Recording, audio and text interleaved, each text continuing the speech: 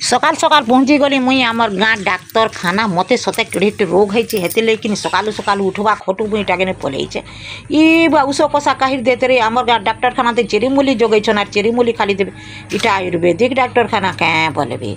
सबू खाली तो उस कषा जोगैछन गछ फलीछे तुली तुली कर देवे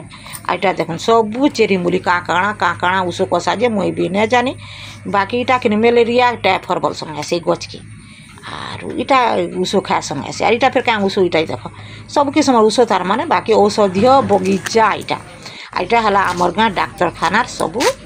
फूल लता गछ खुट सबू पहाड़ पर्वत सब ई भितर तो बाघ रहले भी जनाने रहे पड़े कि सांप रहले भी जनाने पड़े ये माँ महाप्रभु भगवान की शांति है जी फूल जनता फूटी जे